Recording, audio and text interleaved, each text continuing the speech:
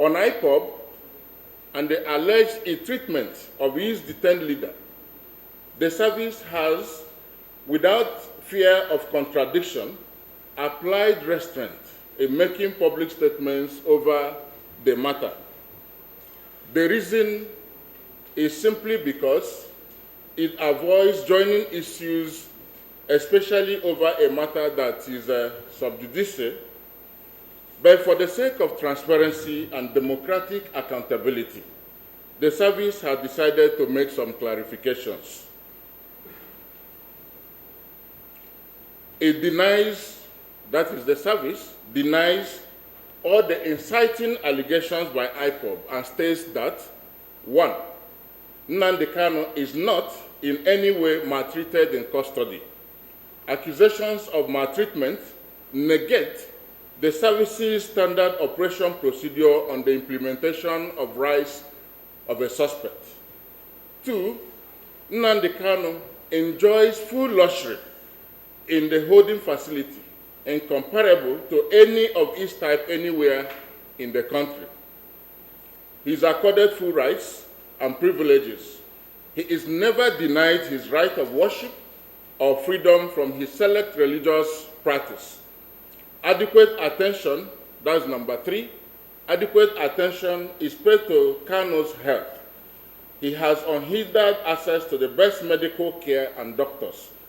Kanu himself has confirmed to his visitors that the service has never in any way maltreated him. He even confirmed this to the quartet of Senators Ike Ekweremadu and Enyinia Baribe, Bishop Sunday Onoha of Methodist Church, Nigeria, and co-chair Interfaith Dialogue Forum for Peace, and Ambassador Okechukwu Emuche, MFR, Secretary General Ohaneze Ndigbo, who saw him on Wednesday, 8 December 2021. That's to say that the 4 persons, as mentioned, saw Nnamdi Kanu on Wednesday, 8 December 2021. And he affirmed to them that he is not maltreated by the service. 4, the story of Kanu being stabbed is fallacious.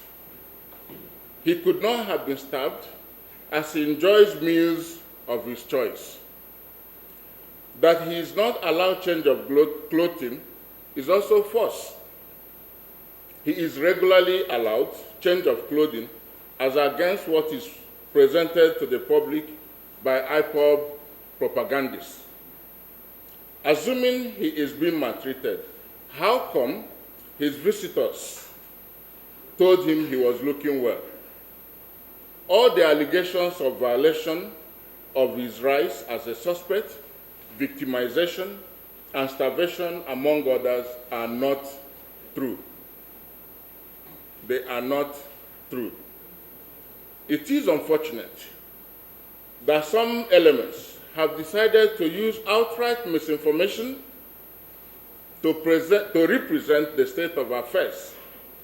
Those who make these stories do so to attract undue attention for the singular purpose of achieving a desired end, rather than focus on how he should get justice. Kanu's legal team and some mischievous elements among them have chosen to use fake news to mislead the public.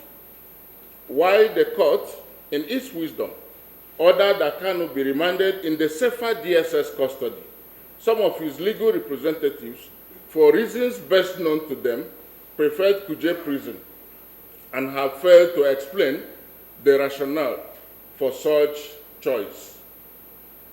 It may interest the public to note that a particular lawyer among Kanu's team is feasting on the matter, such that one could conclude that his interest is beyond getting justice for his client.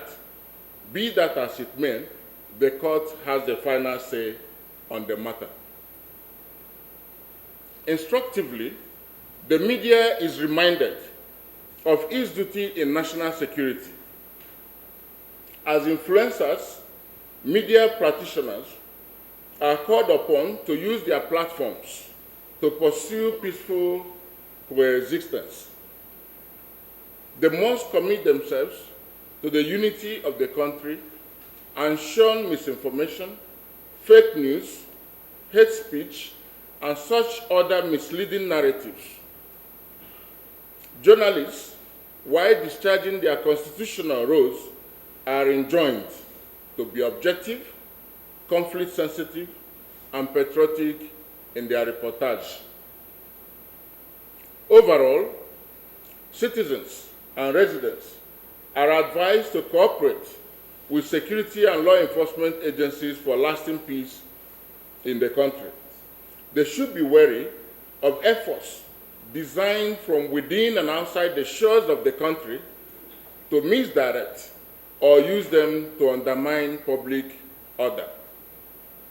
Therefore, they should exercise caution in the way and manner they may conduct their affairs during the festivities and even beyond.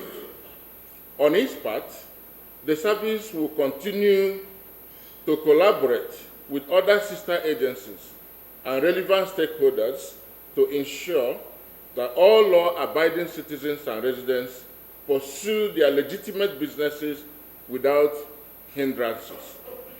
While it has become expedient to issue these warnings and advisories, the service maintains that it will not hesitate to deal in accordance with the law those who may wish to test its resolve in ensuring internal security and national stability before, during, and after the Utah. For those that wish to, they must note that nemesis and the long hands of the law will definitely catch up with them. For emphasis, no one,